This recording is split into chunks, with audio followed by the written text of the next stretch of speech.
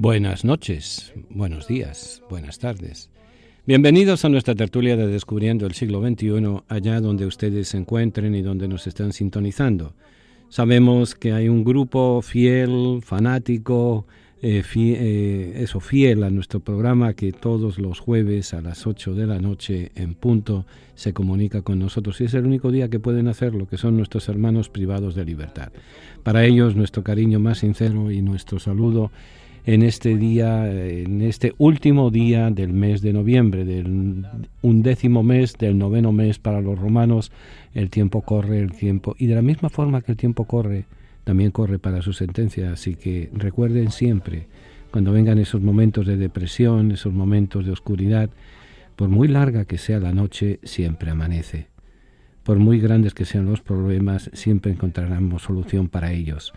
Así que para todos ustedes que están pasando una situación de cárcel, sea entre cuatro barrotes, sea en la cárcel del odio, de la envidia, de la depresión, de la enfermedad, siempre hay un amanecer. Y desde aquí les deseamos ese amanecer para todos. Y para todos los demás, cuando puedan sintonizarnos y puedan comunicarse con nosotros, pues bendito sea Dios, benditos sean y bienvenidos sean a nuestra tertulia de Descubriendo el siglo XXI. Una tertulia en la cual vamos a hablar, pues como siempre, de lo humano y lo divino. Vamos a comentar brevemente el viaje del Papa a Myanmar, la antigua Birmania, Bangladesh. Y luego, al terminar el año, empezamos un año nuevo. Este próximo domingo, día 4 de diciembre, comenzamos un largo caminar que nos va a llevar, después de 52 semanas, del ciclo B al ciclo C de la liturgia. Pero eso ya lo conversaremos. Tiempo litúrgico y sobre todo la escucha de la palabra. Y ya no vamos a hacer introducciones generales, sino ya vamos a ir en concreto a libros, en concreto a secciones, en concreto a grupos. Pero les aseguro que no nos vamos a aburrir. Bienvenidos a nuestra tertulia de Descubriendo el siglo XXI desde Nueva York, la capital del mundo, para todos ustedes, con cariño y con respeto. Golpe a golpe, verso a verso.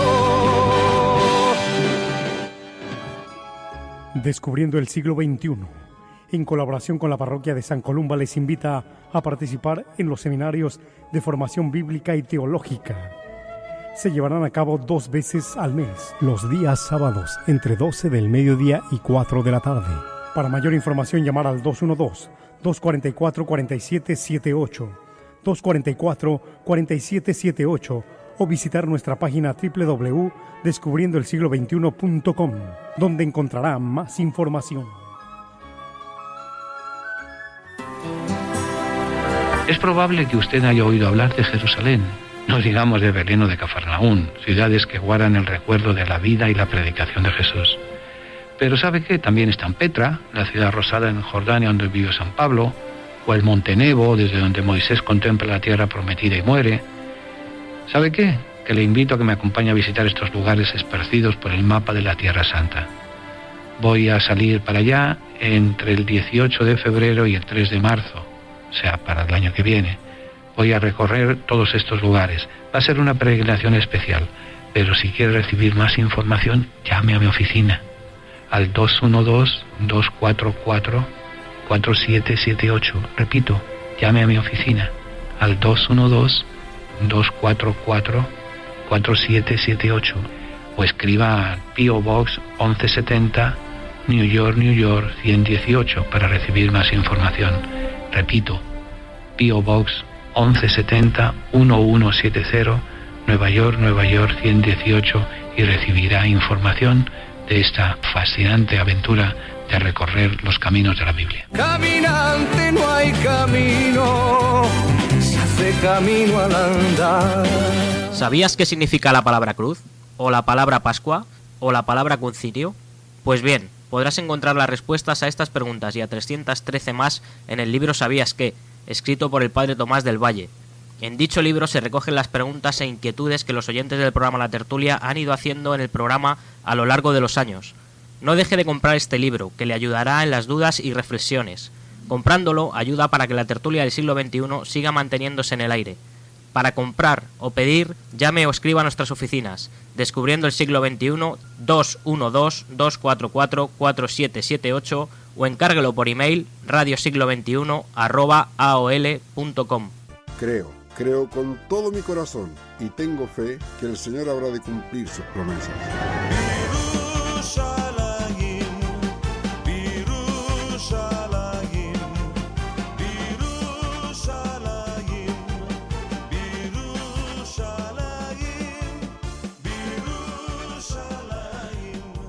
Continuamos nuestra tertulia de Descubriendo el siglo XXI y el primer tópico, por así decir, del cual quiero conversar con ustedes en esta noche, 30 de noviembre, día de San Andrés, precisamente de San Andrés.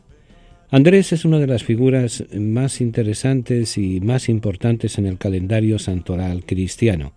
Era hermano de San Pedro, fue el primero que Jesús escoge, era discípulo de Juan, y tenía ciertas tendencias griegas.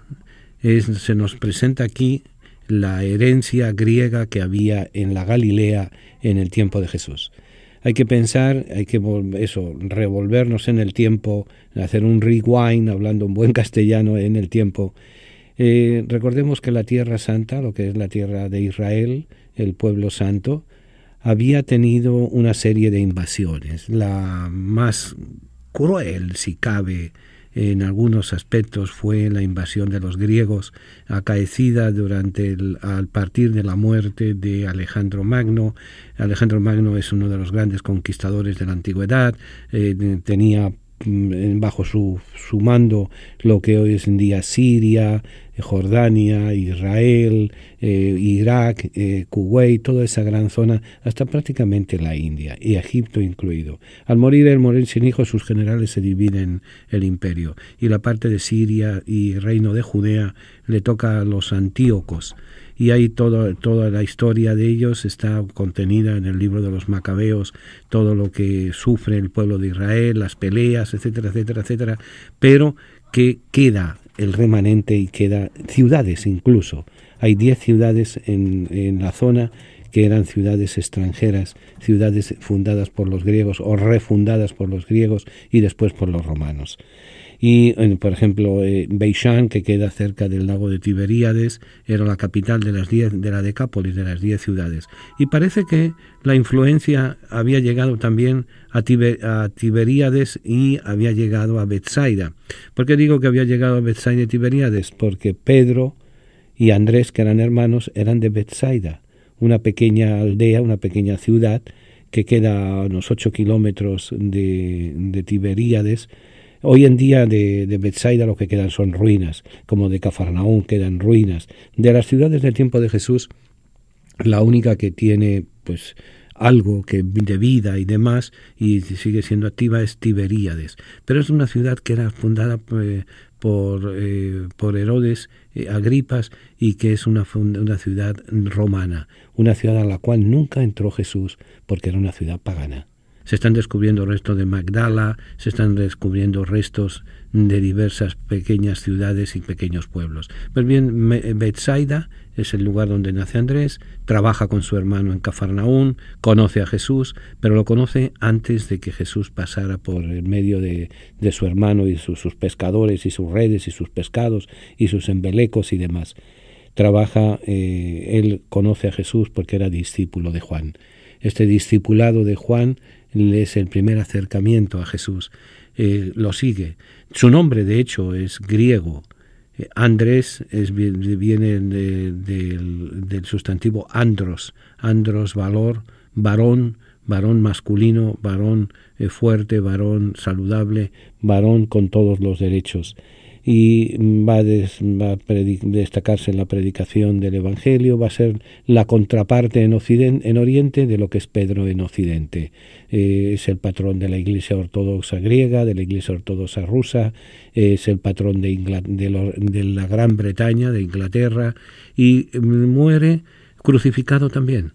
Es curioso cómo los dos, podríamos decir, las dos figuras importantes del colegio apostólico mueren de la misma forma, mueren crucificados según la tradición.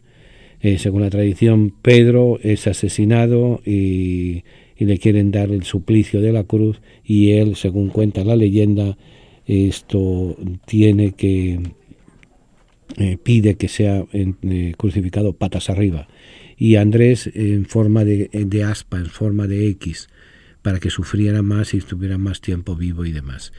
Es tan importante la fiesta de San Andrés, que es la gran fiesta de la ortodoxia, y todos los años el Papa que este año toca Francisco, suele enviar un mensaje de salud y un mensaje de bendiciones a su contraparte, el patriarca de la Iglesia ortodoxa griega, ortodoxa de Constantinopla, la Iglesia de Constantinopla. Y se suele decir que el Adviento suele comenzar el domingo más cercano a la fiesta de San Andrés. La fiesta de San Andrés es el 30 de noviembre, por tanto, este año se cumple. El 30 de noviembre es San Andrés, el día 3 es el primer domingo de Adviento. Además de eso, también hoy nos sigue el Papa Francisco haciendo de las suyas, armando lío, como les volví a repetir a los jóvenes en Myanmar ayer.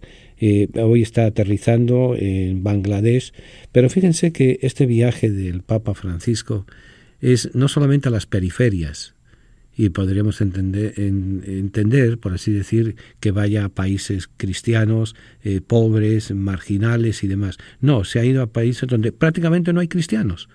Myanmar, en la antigua Birmania, hay calculados unos 700.000 cristianos, 700.000 católicos, de un total de habitantes de 160 millones, 700.000 son cristianos.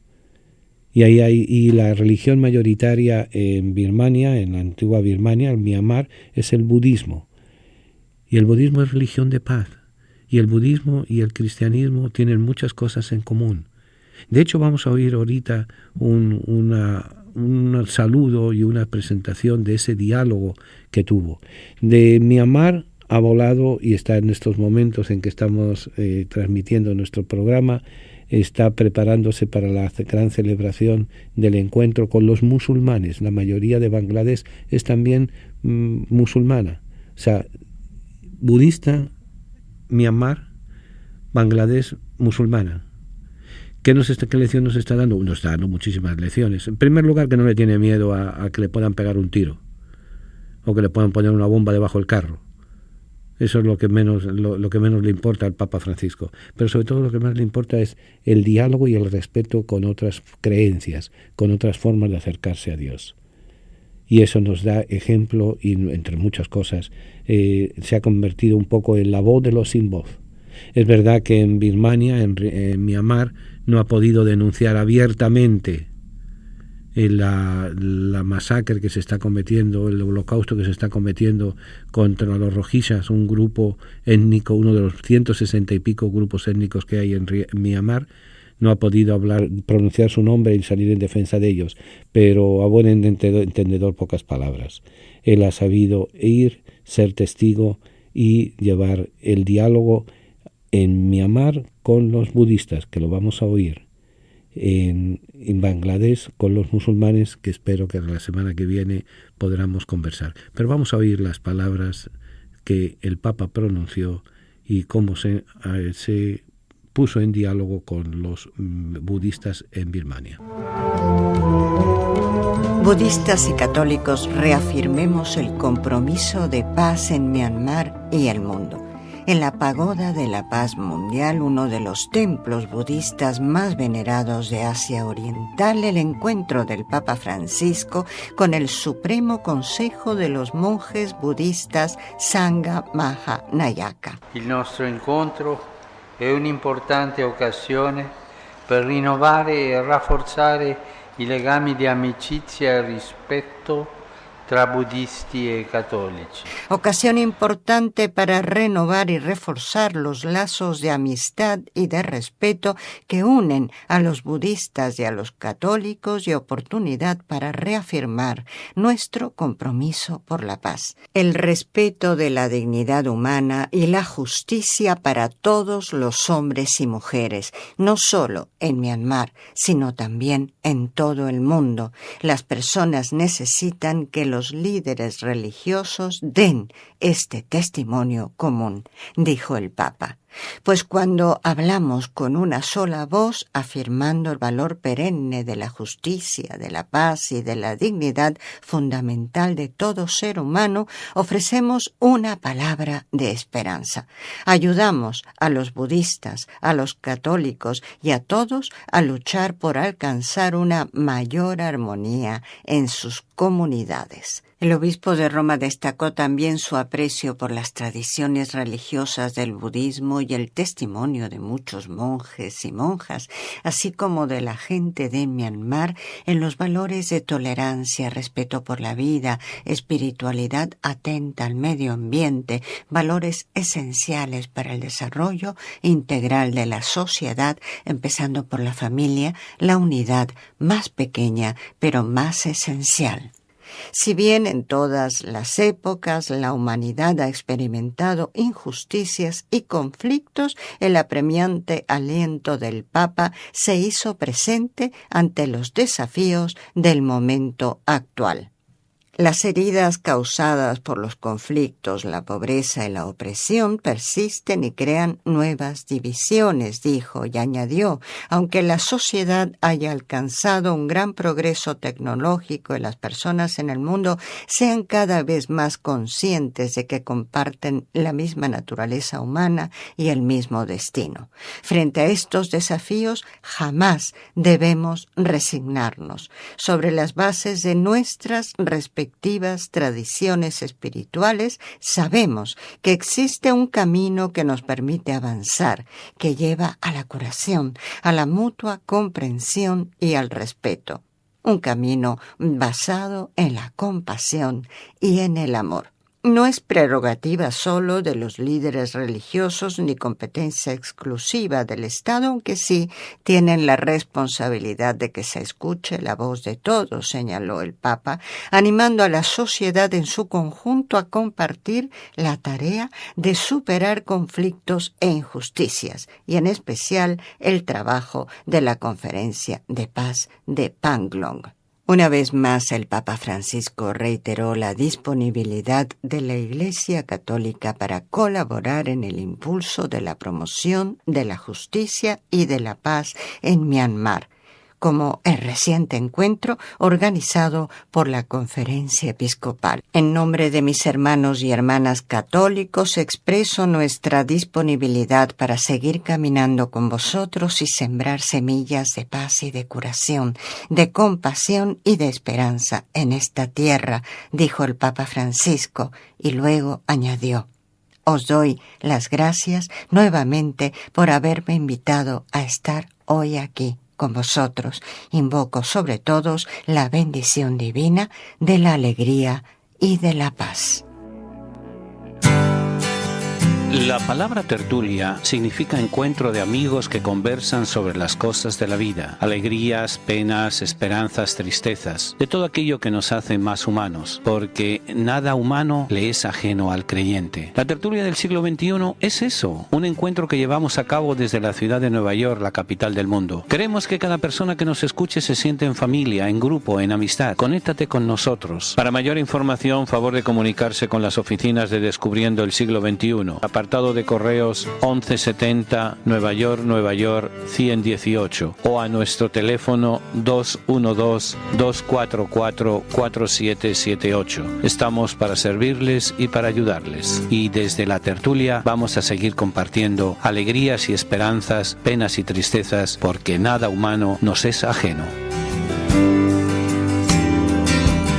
¿Cómo voy a entender si no tengo a nadie que me lo explique? Así se lamentaba el administrador de la reina de Kusa, cuyo testimonio leemos en el libro de los Hechos de los Apóstoles. Alentados por este lamento, organizamos cada mes una serie de seminarios y talleres de formación entre nuestra comunidad hispana. Recorreremos y veremos los momentos más importantes de la historia de la fe cristiana, desde su nacimiento en las orillas del lago de Tiberíades a las calles de Nueva York. Para una mayor información, por favor llame a nuestras oficinas al 212-244-4778 o visite nuestra página de internet www.descubriendoelsiglo21.com en la sección de seminarios y talleres de formación. ¿Sabía usted que el lago de Tiberíades fue el escenario principal de la vida pública de Jesús?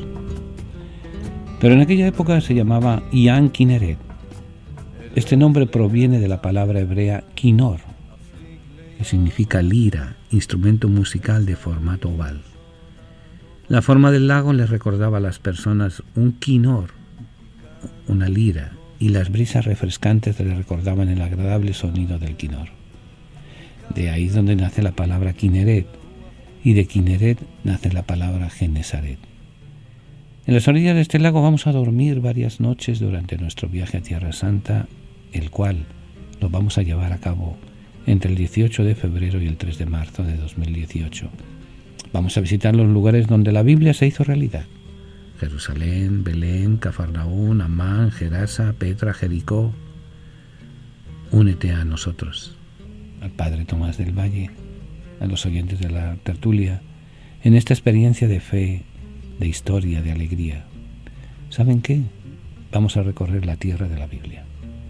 Para mayor información llame al 212-244-4778 o escriba al P.O. Box 1170, New York, New York 118. Repito, llame si está interesado en vivir esta aventura especial al 212-244-4778 o escriba al P.O. Box 1170, New York, New York 118. Dese rápido, hay poco espacio. Tiene ya su Biblia, la colección de libros que han marcado la historia de la humanidad en los últimos 25 siglos. Si aún no posee una Biblia, nosotros podemos ofrecérsela a un precio módico, tanto en inglés como en español, o incluso bilingüe. Para precios y ediciones, favor de llamar a Descubriendo el Siglo XXI, 212-244-4778, 212-244-4778, o visite nuestra página de internet www.descubriendoelsiglo21.com, sección de tienda. Vengan porque tuve hambre y me dieron de comer, tuve sed y me dieron de beber, estuve en la cárcel y me visitaron, enfermo y me fueron a ver, extranjero y me acogieron. Hoy en día damos de comer, beber, acogemos y visitamos cuando nos acercamos a nuestros hermanos presos, enfermos o emigrantes. A través de la radio lo hacemos posible. Ayúdanos a ayudar. Envíenos su donativo a Descubriendo el Siglo XXI.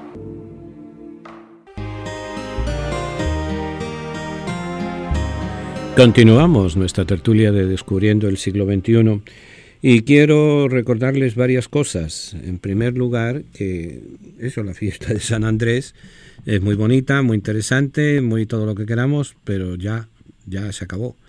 Da paso esta fiesta al comienzo del año litúrgico. Miren, en esta vida cada cual cuenta el tiempo como le da la gana. Está el año fiscal, está el año escolar, está el año litúrgico, está el año bisiesto, y cada cual empieza según determinado punto y demás. La Iglesia también quiere que vivamos nuestra fe en Cristo a través de la vida, y la vida se realiza en el tiempo, a través del tiempo. Y entonces la celebración del año con el aspecto litúrgico es la vivencia de la vida de Cristo, todas las etapas desde su nacimiento hasta su muerte. O sea, el núcleo central, por ejemplo, el núcleo escolar, el año escolar, suele empezar en finales del verano, principios del otoño, y continúa hasta entrada a la primavera. Se van viendo una serie de etapas, una serie de conocimientos. El año civil empieza el 1 de enero y termina el 31 de diciembre en nuestra cultura judeocristiana. Para los judíos comienza en otras épocas y se rigen por la luna. Nosotros nos regimos por el sol. Hay algunos que se rigen por la luna y por el sol y por las estrellas y por un montón de cosas. Pero para seguir nuestra fe, y seguir nuestra fe es seguir las etapas de la vivencia de Cristo, se llama el año litúrgico. Ahora, ¿cuál es una de las cosas importantes que nos trae el año litúrgico? ¿Saben cuál es? Que es el lugar en la celebración del año litúrgico, donde con más frecuencia y con más asiduidad leemos la palabra de Dios. La palabra de Dios, de hecho, es el motor motor más o menos fuerte, pero motor del año litúrgico. Al menos así lo ha considerado la Iglesia. Las fiestas cristianas han surgido paulatinamente a través de los siglos. Estas nacen de un deseo de la Iglesia de profundizar en los diversos momentos de la vida de Cristo. ¿Quién nos da a conocer la vida de Cristo? La palabra de Dios. Se comenzó pues con la fiesta del primer día de la semana, con el Dominus Dei, Dominica, Dominus Dei, domingo. Se empezaba la semana con el domingo. El día en inglés lo entendemos un poco mejor. ¿Cómo se dice domingo en inglés? Sunday, el día del sol. O sea, el sol que ilumina. El lunes es el día de la luna, el martes es el día de Marte, el miércoles es el día de Mercurio, el jueves el día de Júpiter, el viernes el día de Venus, el sábado el día de Saturno. Y empezar de nuevo. El sol, la luna, los planetas, los que van marcando el tiempo. Se comenzó con la fiesta del domingo y la Pascua, luego se unió Pentecostés y con el tiempo otras fiestas posteriores. Cuando se comienza la evangelización por parte de los misioneros, se fueron introduciendo fiestas cristianas, tratando de dar sentido diferente a las fiestas paganas del pueblo en que se encontraban. O sea, hicieron una cosa que deberíamos de hacer mucho más entre nosotros, reciclar. Aquellas fiestas paganas dirigidas a una divinidad, dirigidas a un Dios supremo, al cual no era el Dios de la Biblia, no era el Dios de Jesús de Nazaret, pero que había un vestigio de respeto y de Dios, muchos misioneros fueron adaptando, fueron, entre comillas, bautizando esas fiestas y se fueron extendiendo. Y así, de celebrar solamente dos grandes fiestas, el Día del Señor y el Día de la Resurrección, se fue copando, se fueron llenando las diversas semanas, las 52 semanas del año. La primera el domingo, es la segunda la Pascua, la Resurrección. La liturgia pues es la manera de celebrar nuestra fe. Me acuerdo cuando yo estaba en la universidad, éramos un grupo de amigos que íbamos a la biblioteca. Y en las universidades va Raimundo y todo el mundo. Y conocimos a esta pareja china que estaban estudiando también y estaban descubriendo el mundo cristiano. Y cuando le contábamos que había clase de liturgia, imagínense, estamos hablando de hace 40 y unos cuantos años atrás, explicar a un chino qué es la liturgia. Y a uno de los compañeros se le ocurrió decir, es seguir las normas de cómo se ofrecen los sacrificios y las oraciones en la Iglesia Católica. Entonces uno de los chinos amigos dijo, es como si fuera como si fueran los diplomáticos, como si fuera el protocolo de diplomáticos. Bueno, si quieren, pues sí, puede servir de protocolo. El protocolo es cuando se siguen una serie de normas de conducta, cómo se tiene que tratar a un abogado, cómo se tiene que tratar a un ministro de la iglesia, cómo se tiene que tratar a una persona común y corriente. O sea, el protocolo. Pues aquí es el protocolo de cómo tratarle a Dios, de cómo tratar y manejar nuestra fe, de cómo tratar y manejar el tiempo. El tiempo que todo lo cura, que todo lo daña, dependiendo como queramos, pero que todo lo santifica. El tiempo como lugar de encuentro. El lugar de encuentro consigo mismo, el lugar de encuentro con Dios, el lugar de encuentro con los demás. Y en esa celebración, en ese acompañarse, en ese compartir, está marcado por, aparte del suceder del tiempo, por la presencia de Jesús de Nazaret, que se va a hacer presente en muchas formas. En primer lugar, en forma de palabra. De ahí la importancia de asistir a la Santa Misa en el momento, desde el primer momento, porque se empieza con la lectura de la palabra de Dios. Muchos de nosotros, muchos de los oyentes, solamente saben de la palabra de Dios lo que oyen en la misa, lo que oyen en la celebración. Teóricamente, y sin teóricamente, todos los sacramentos llevan inherentes una lectura y una congregación por parte de la palabra de Dios.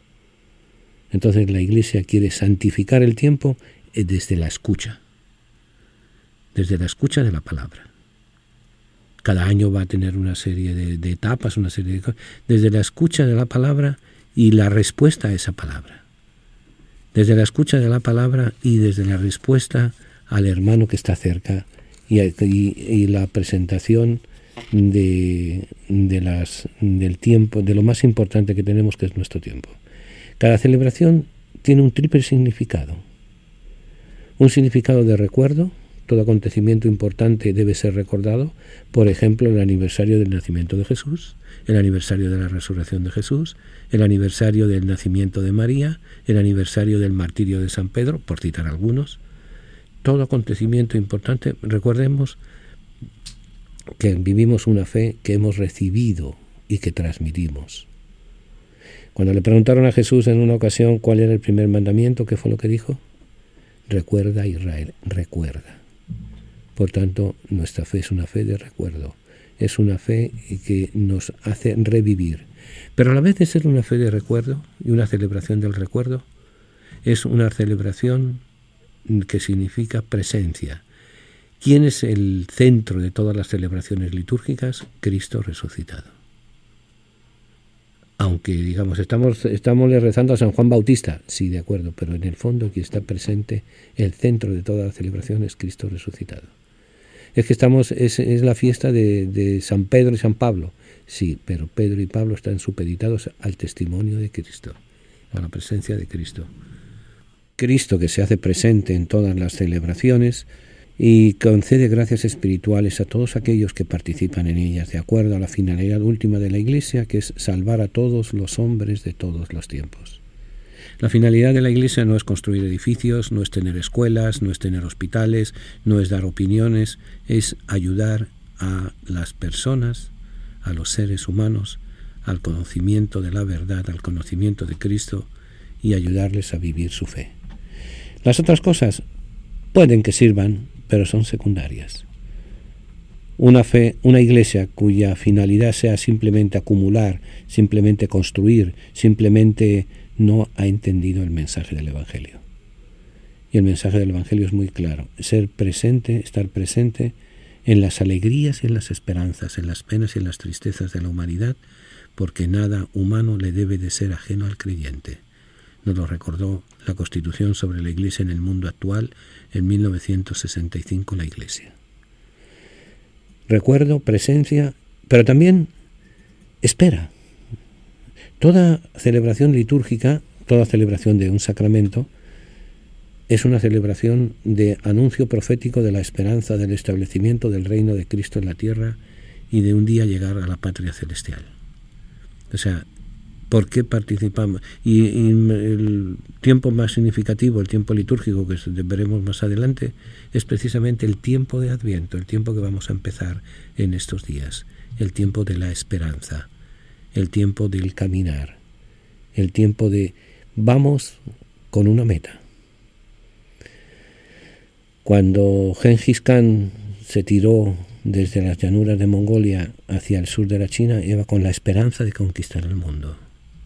Cuando Cristóbal Colón y los hermanos Pinzón se embarcaron en agosto de 1492, iban con la esperanza de encontrar lo que no se les había perdido, porque ellos no vinieron con intención de encontrar América, se las encontraron de casualidad. Iban con intención de encontrar un camino a la China. Iban con una esperanza. Cuando cada uno de nosotros que hemos nacido lejos de los Estados Unidos y estamos viviendo en Estados Unidos, sea en Nueva York, sea en New Jersey, sea en Connecticut, sea en Atlanta, sea donde sea, ¿por qué vinimos? Vinimos con una esperanza. El creyente que se junta para celebrar su fe, se junta para celebrar una esperanza, para buscar las formas de llenar esa esperanza, de culminar esa esperanza. Por eso cada celebración, triple sentido: recuerdo, presencia y espera. Recuerdo del acontecimiento importante que estamos celebrando: la resurrección, el bautismo, la natividad del Señor, el camino, la fiesta de la Virgen, etc. Es ese recuerdo. Presencia es Cristo que se hace presente. Y se hace presente fundamentalmente en dos formas: en su palabra y en el sacramento de la Eucaristía. Y hay que darle mucha importancia a la escucha de la palabra, porque muchos de nosotros, seamos realistas, tenemos muchas Biblias. Miren, Hace unos años la American Bible Society, las sociedades bíblicas americanas, hicieron un estudio sobre las Biblias en los hogares americanos y llegaron a la conclusión de que había un promedio de 7 Biblias por hogar. Pero también llegaron a una conclusión más insólita: nadie las leía. Había 7 ejemplares de Biblia, pero nadie las lee. Eso muchas veces nos pasa. Tenemos una Biblia, nos hemos gastado $100 y pico, la tenemos a la entrada de la casa cogiendo polvo. Y la única vez que realmente escuchamos con cierto detenimiento fragmentos de la palabra de Dios es cuando vamos a misa, cuando vamos a algunos sacramentos, cuando vamos al sacramento del matrimonio, que siempre nos leen más o menos las mismas lecturas, pero es palabra de Dios. Pero es Cristo que se hace presente en su palabra, y esa celebración nos alienta a la espera de un mundo mejor, la espera de un mundo de esperanza. Al fin y al cabo, como les decía, los que vivimos es más, Rubén Darío se le atribuye la frase, el gran poeta nicaragüense, de que los únicos que mueren en el mismo sitio que nacen son los árboles. Todos los demás tenemos la espera, y por eso estamos dispuestos a movernos, y nos vamos a mover precisamente hacia la eternidad. Ahora, el año litúrgico es el desarrollo de los misterios de la vida, muerte y resurrección de Cristo y las celebraciones de los santos que nos propone la Iglesia a lo largo del año. Los tiempos litúrgicos son diversos etapas de la vida. El año litúrgico está formado por distintos tiempos litúrgicos. Estos son tiempos en los que la Iglesia nos invita a reflexionar y a vivir de acuerdo con algunos de los misterios de la vida de Cristo. Comienza por el Adviento, luego viene la Navidad, Epifanía, el primer tiempo ordinario, Cuaresma, Semana Santa, Pascua, tiempo pascual, Pentecostés y el segundo tiempo del tiempo ordinario, la segunda etapa del tiempo ordinario, que concluimos con la fiesta de Cristo como Rey del Universo. La Iglesia tiene un protocolo y usa un lenguaje no verbal. Por ejemplo, para significar alegría y pureza, utiliza el color blanco. Y las vestimentas del sacerdote son blancas. El verde se utiliza en el tiempo ordinario, ¿por qué? Porque es tiempo de esperanza. La Iglesia vive de la esperanza, siembra y favorece y apoya la esperanza.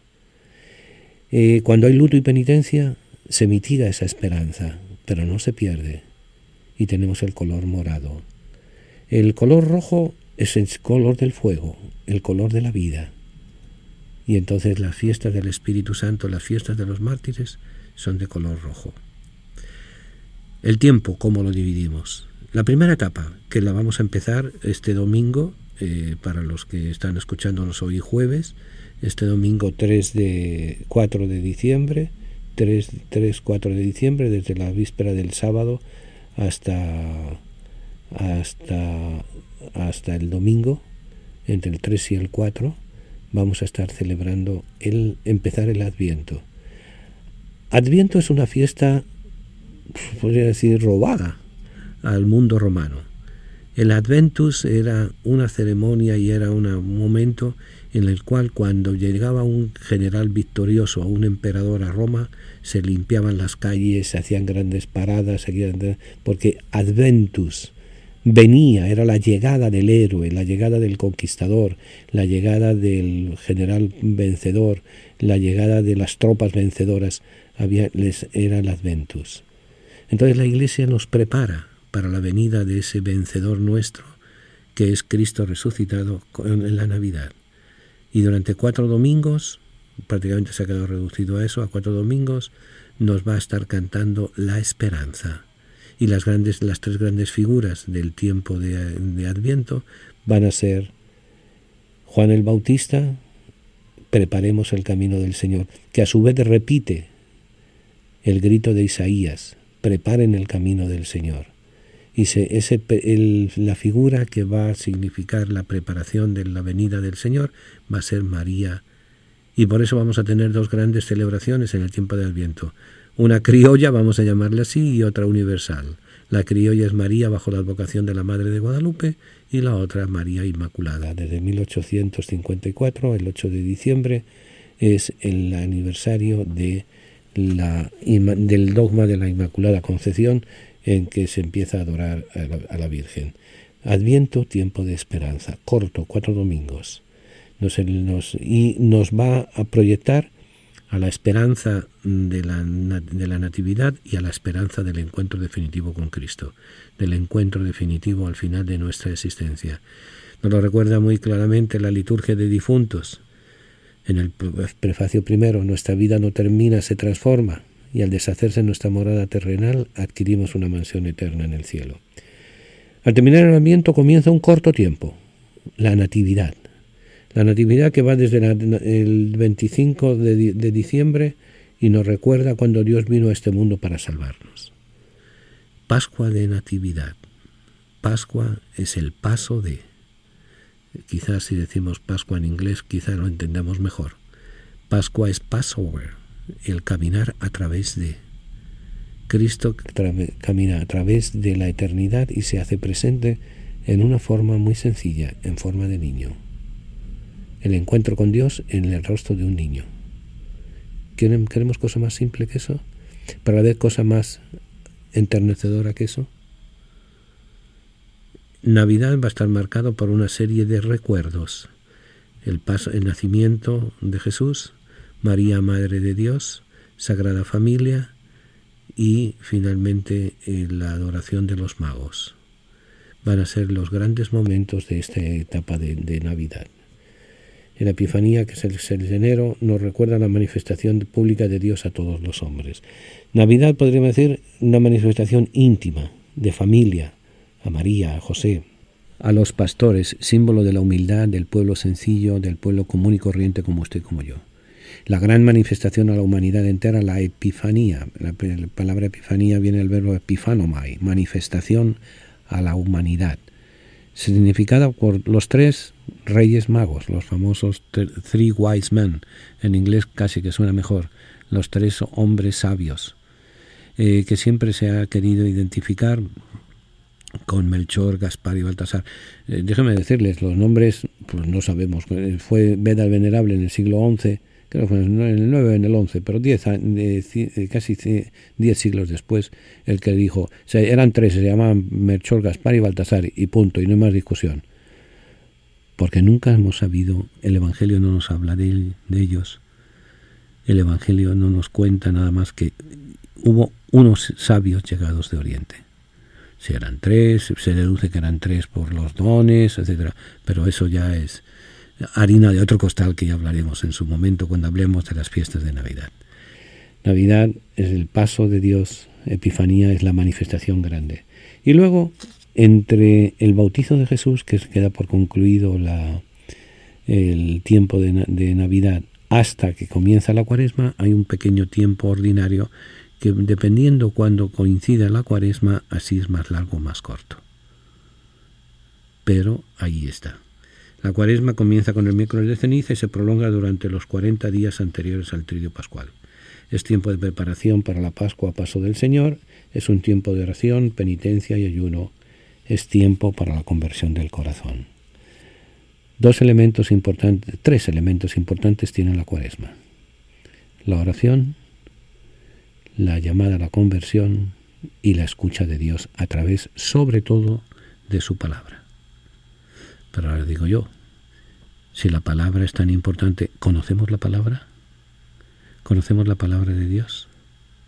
San Gregorio Nacianceno solía afirmar, cuando rezamos hablamos con Dios. Cuando leemos su palabra, Dios habla con nosotros. ¿Cuántas veces leo la palabra de Dios fuera de la iglesia? Buena pregunta. Vengan porque tuve hambre y me dieron de comer, tuve sed y me dieron de beber, estuve en la cárcel y me visitaron, enfermo y me fueron a ver, extranjero y me acogieron. Hoy en día damos de comer, beber, acogemos y visitamos cuando nos acercamos a nuestros hermanos presos, enfermos o emigrantes. A través de la radio lo hacemos posible. Ayúdanos a ayudar. Envíenos su donativo a Descubriendo el Siglo XXI.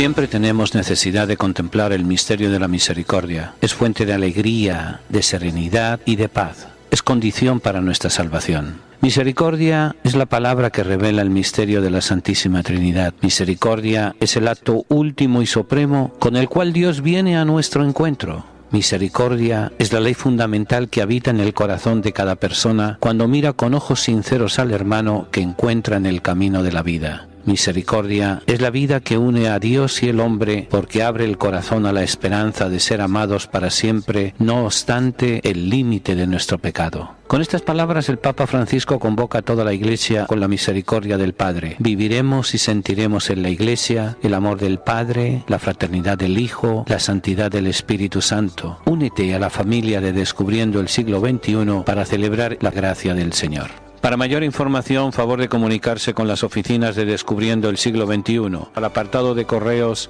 1170 Nueva York 118 o a nuestro teléfono 212-244-4778. Estamos para servirles y para ayudarles. Tiene ya su Biblia, la colección de libros que han marcado la historia de la humanidad en los últimos 25 siglos. Si aún no posee una Biblia, nosotros podemos ofrecérsela a un precio módico, tanto en inglés como en español, o incluso bilingüe. Para precios y ediciones, favor de llamar a Descubriendo el siglo XXI, 212-244-4778, 212-244-4778, o visite nuestra página de internet www.descubriendoelsiglo21.com. Sección de tienda. ¿Sabía usted que el lago de Tiberíades fue el escenario principal de la vida pública de Jesús? Pero en aquella época se llamaba Ian Kinneret. Este nombre proviene de la palabra hebrea kinor, que significa lira, instrumento musical de formato oval. La forma del lago les recordaba a las personas un kinor, una lira, y las brisas refrescantes le recordaban el agradable sonido del kinor. De ahí es donde nace la palabra Kinneret, y de Kinneret nace la palabra Genesaret. En las orillas de este lago vamos a dormir varias noches durante nuestro viaje a Tierra Santa, el cual lo vamos a llevar a cabo entre el 18 de febrero y el 3 de marzo de 2018. Vamos a visitar los lugares donde la Biblia se hizo realidad: Jerusalén, Belén, Cafarnaún, Amán, Gerasa, Petra, Jericó. Únete a nosotros, al Padre Tomás del Valle, a los oyentes de la tertulia, en esta experiencia de fe, de historia, de alegría. ¿Saben qué? Vamos a recorrer la tierra de la Biblia. Para mayor información llame al 212-244-4778 o escriba al P.O. Box 1170, New York 118. Repito, llame si está interesado en vivir esta aventura especial al 212-244-4778 o escriba al P.O. Box 1170, New York 118. Dese rápido, hay poco espacio. ¿Sabías qué significa la palabra cruz? ¿O la palabra Pascua? ¿O la palabra concilio? Pues bien, podrás encontrar las respuestas a estas preguntas y a 313 más en el libro ¿Sabías qué?, escrito por el Padre Tomás del Valle. En dicho libro se recogen las preguntas e inquietudes que los oyentes del programa La Tertulia han ido haciendo en el programa a lo largo de los años. No deje de comprar este libro, que le ayudará en las dudas y reflexiones. Comprándolo ayuda para que la tertulia del siglo XXI siga manteniéndose en el aire. Para comprar o pedir, llame o escriba a nuestras oficinas. Descubriendo el siglo XXI, 212-244-4778 o encárguelo por email radiosiglo21@aol.com. Continuamos nuestra tertulia y recordamos, pues eso, el tiempo litúrgico que tiene sus etapas. Hemos visto la Navidad, la Epifanía, el tiempo ordinario, el primer tiempo ordinario, la Cuaresma, que es eso. Cuaresma viene de cuarentena, 40 días y 40 noches. El número 40 tiene un gran significado bíblico. Es un proceso completo, un proceso de vida. Por ejemplo, 40 días y 40 noches tardó Noé en que pasara el diluvio. El Noé que entró en la barca y el Noé que salió era el mismo, pero eran distintos. Había habido un cambio de mentalidad, una conversión, y por eso queda en ese subconsciente grabado del pueblo de Israel, del pueblo de Dios. 40 años tardó el pueblo de salir de la esclavitud a llegar a la tierra prometida. 40 días estuvo Moisés en lo alto del Sinaí esperando que recibir las tablas de la ley. 40 días viviendo en el desierto estuvo Jesús después del bautizo. Sí se ha quedado el número 40 como un proceso completo, una generación completa. Bueno, cuando las cosas en la economía estaban bien en nuestros países, cuando nos jubilábamos, cuando habíamos cumplido 40 años de servicio, normalmente se empezaba a trabajar a los 25, 23, 25 años, después de haber terminado la escuela superior, haber terminado la universidad, empezar a buscar un primer trabajo. 25 y 40, 65 en las jubilaciones, al menos así era antes. Ahora ni se encuentra trabajo después de salir de la universidad, ni se jubila uno, porque si se va a jubilar uno con los centavitos que gana uno, se muere de hambre y de pena y de disgustos. Pero el 40 va a quedar como eso, cuarentena que cambia la vida. Esa es la Cuaresma. La Semana Santa comienza con el Domingo de Ramos y termina con el Domingo de Resurrección. En el Trío Pascual se recuerda y se vive junto con Cristo su pasión, muerte y resurrección. Va a ser la semana que con más intensidad se utiliza la Sagrada Escritura, tanto el Antiguo como el Nuevo Testamento. De hecho, va a haber 2 veces en la Semana Santa en que se lee la Pasión. Dependiendo del año que toque el evangelista, este próximo año, 2018, va a ser la Pasión del Domingo de Ramos de San Marcos. Y luego fijo ya, va a ser el Viernes Santo, la Pasión se lee de San Juan. El único que tuvo vamos a ser vulgares, tuvo los pantalones, por así decir, y no salir corriendo como hicieron los demás apóstoles en la noche del jueves, del viernes y del domingo de resurrección. Juan tuvo la valentía y la defensa, y lo que nos cuenta es de primera mano. Él fue testigo. Los otros evangelistas cuentan lo que les contaron. Juan fue testigo, y por eso la intensidad y la validez. No es que los otros testimonios no sirvan, pero eso. Y luego durante 50 días se celebra la Pascua. Y hay también fragmentos de la palabra de Dios claves que se leen siempre, no importa, casi siempre, no importa el evangelista que se esté tocando. Siempre, por ejemplo, el segundo domingo de Pascua, el evangelio es fijo. El evangelio de San Juan, en el cual Jesús se aparece a sus discípulos, estando encerrados por miedo a los judíos. Tomás no está, yo no creo si no toco, yo no creo si no palpo. Y luego el otro que se suele utilizar también es el tercer domingo de Pascua, el fragmento de los peregrinos de Emaús. En el caminar o en el concluir, pero siempre es Emaús. Y así podríamos ir bien. Y luego el cuarto domingo sobre Jesús como buen pastor, que es tomado de San Juan.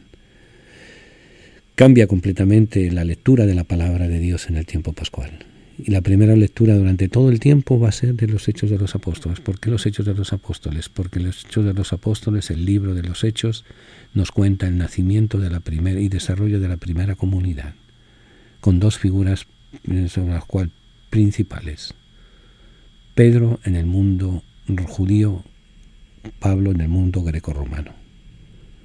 Y así nos va a dar las luces y las sombras de ese tiempo de formación de la comunidad, que nace en torno al sepulcro vacío de Cristo. Luego ya el resto, una vez pasado Pentecostés, una vez pasado, se reempata con el tiempo ordinario que habíamos dejado al comenzar la Cuaresma. Y así durante 15, 20, 25 semanas se va a ir desgranando y se va a ir viendo cada año según las pautas marcadas por un evangelista. Esas pautas son el ciclo A, San Mateo, el ciclo B, San Marcos, el ciclo C, San Lucas. Los sinópticos son los que nos presentan en el año litúrgico, en un lapso de tres años, prácticamente el 80% de los evangelios. Hay ciertas cosas secundarias que no sé, pero ahí está precisamente la importancia de leer, si me apuran, de un cantazo, pero leerlo de un cantazo, el Evangelio de este año va a tocar San Marcos. Y eso vamos a conversar el próximo segmento. ¿Por qué San Marcos? ¿Por qué San Lucas? ¿Por qué San Mateo? ¿Por qué San Juan se leen en unas ocasiones y en otras? Hasta la reforma del Concilio Vaticano II, la palabra de Dios era la misma todos los domingos del año, toda la vida.